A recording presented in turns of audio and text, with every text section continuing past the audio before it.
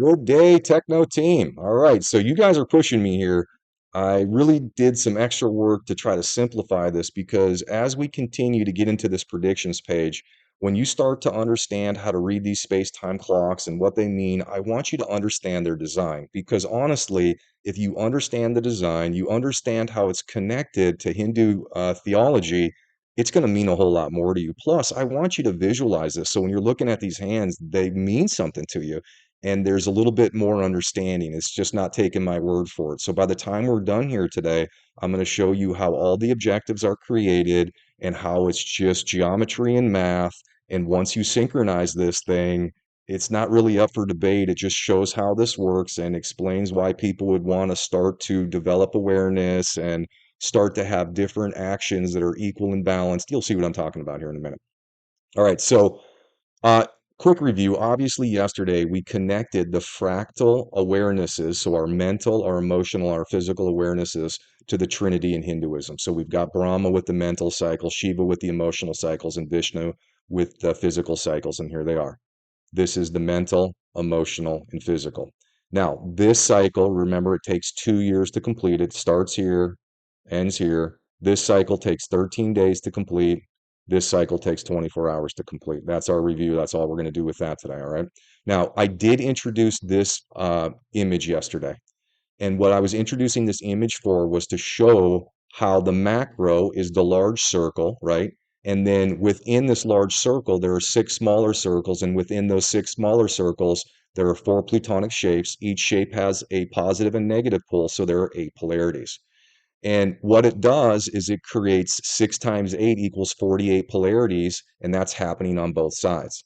And to get through an entire cycle, there are 96 polarities. So you would add the polarities for this larger perimeter here to the polarities for this larger perimeter here, and that's the 96 micropolarities that help us learn what a macro or what the larger perimeter means. So it's how we learn and grow within the system. Now, what I want to do today is I want you to understand why there are 12 space-time clock hands. 12 is a super important number, no matter what the philosophy, no matter what the religion. There are 12 months in the year. There are 12 astrological signs. There are 12 cranial nerves in the body. There are 12 organ systems in the body. There are 12 meridian channels in the body. There are 12 hours in the day. There are 12 hours in the night. 12 is a super important number because 12 is what is organizing the space and time cycles. Okay. And if you look this up in Hindu religion, that's why it's so important. They also say it's organizing space and time. So these 12 hands of the clock are showing exactly what cycles are in control and what it is we would want to understand about those cycles in order to be in synchronization with them. If we synchronize with them, we're rewarded. If we're not synchronized with them, that's what causes us to age and have things happen to us we don't like. Okay. So what I'm going to do here is I'm going to try to explain very briefly why there are 12 hands and how those 12 hands are organizing these offset electromagnetic fields, okay? So there are 18 macro offset circles. So there are 6 circles per layer, right? And so that means there are 6 times 3 is 18. Now, in each circle, there are 8 plutonic polarities, right? There are 4 shapes, each with a negative and positive. Now, if you take 18 times 8, that's 144. So there are 144 offset macro polarities. Now, if we jump over here to this side, same thing. 18 circles, 6 circles at each level. In each circle, 8 plutonic polarities. That creates 140 offset micropolarities, okay? So if we add these up, there are 288 offset polarities, 144 macro, 144 micro, all right? Now, this graph, I cleared away all this clutter. Yesterday when I showed this image, I showed them stacked on top of each other, but when you put these central electromagnetic fields in, they get very cluttered because they overlap on top of each other. So I've cleared them out here, but what we're going to do is we're going to count to see how many central circles there are. There is a central circle here for 1, 2, 3, 4, 5, 6. Okay. Now, remember, the space and time pattern are interconnected. So the space pattern creates the outer perimeter and the time pattern creates the inner perimeter. So there's an outer perimeter for the mental and there's an inner perimeter for the mental. There's an outer perimeter for the emotional and there's an inner perimeter for the emotional. There's an outer perimeter for the physical, and there's an inner perimeter for the physical. And what this does is it creates 6 circles, 3 large circles and 3 small circles, all color coordinated. So there's a large magenta, a small magenta, a large purple, a small purple, a large blue, a small blue. Okay. Now, 3 central macro circles. So when I say 3 central macro circles, these are the large ones. This is the macro magenta. This is the macro emotional. This is the macro physical right here. There are 8 plutonic polarities, so that these same plutonic shapes would be in each of these circles. That would be 3 times 8 equals 24. So there are 24 central macro polarities. All right. Now let's do the micro. Here's the small magenta circle. Here's the small purple circle. Here's the small blue circle. That creates 3 central microcircles. There'd be plutonic shapes with 8 polarities in each of those circles. That would equal 24 micropolarities. Now, this is how the hands of the clock are organized. So if there are 144 offset macropolarities and there are 24 central macropolarities, you just divide 144 by 24, and that creates 6 macro space-time clock hands. Macro just means hands that relate to the larger circles, okay? Same thing over here. We have 144 offset micropolarities. There are 24 central micropolarities. Remember, there are 3 microcircles times 8 equals 24. So 144 divided by 24, 6 micro space-time clock hands. This means there are going to be 6 clock hands that are small that relate to the small circles of space and time.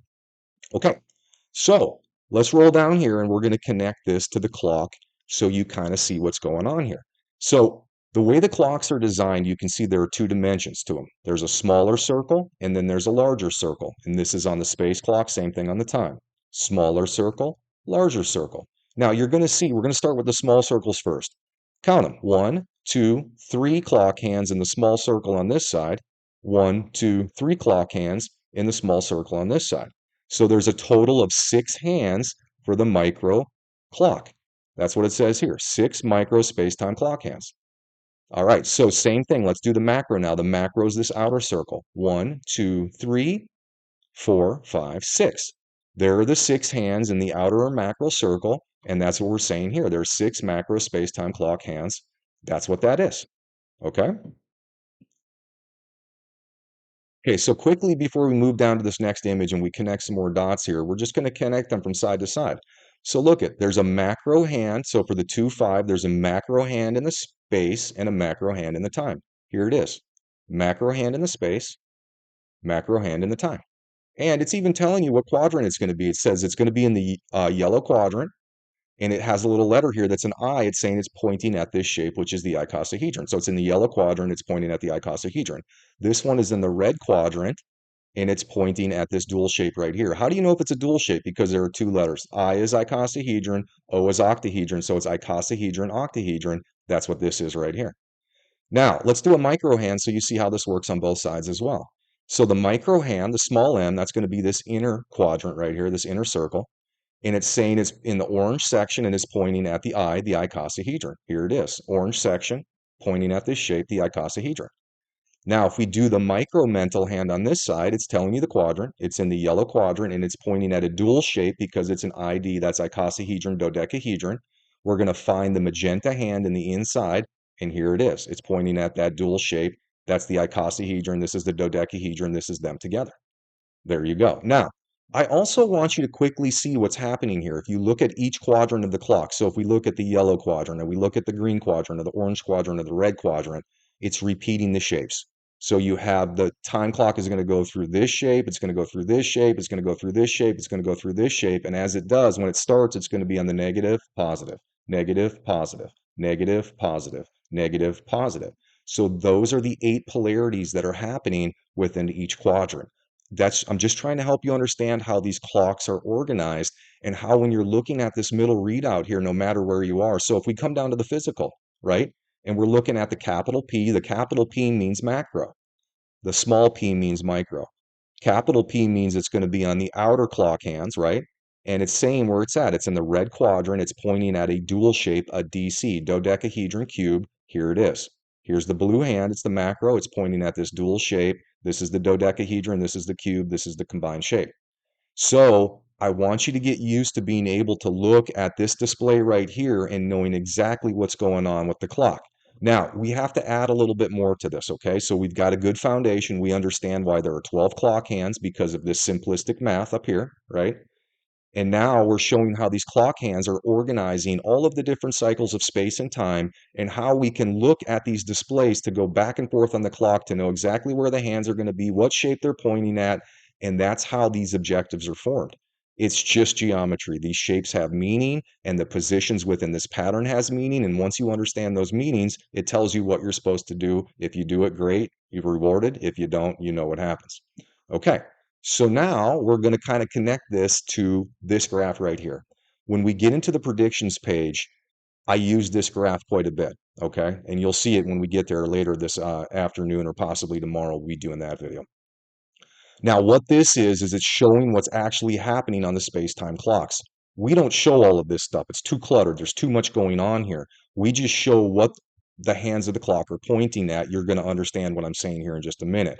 But this graph right here, these two graphs right here, this is the space side, this is the time side. It's incorporating the directions, it's incorporating the hours of the day, and we're just not showing all that clutter. That's what this is. But I want you to see this because I want you to understand how simplistic these clocks are and what it is that's actually organizing here. All right, so to clearly understand this, what I've done is I'm going to just look at the space clock first, and we're going to look at the space. These are the directions. So this is the space design of what's going on under those clocks. Now, if you look at the 2-5 right here, right? It says 2-5, that's the awareness we're in. It says it's pointing at the icosahedron in the yellow section. Here it is right here. Now, I want you to see where the 2-5 is located on this chart. It's right here in the yellow section. Now, let's just do a couple more here. So the 3-6, we're looking for the short hand, the short magenta hand, because this is the micro. It's right here. And the 3-6, we better see the 3-6. Look, it's right here, right off the orange quadrant. 3-6 aligns with the orange quadrant. 3-6 is aligning with the orange quadrant.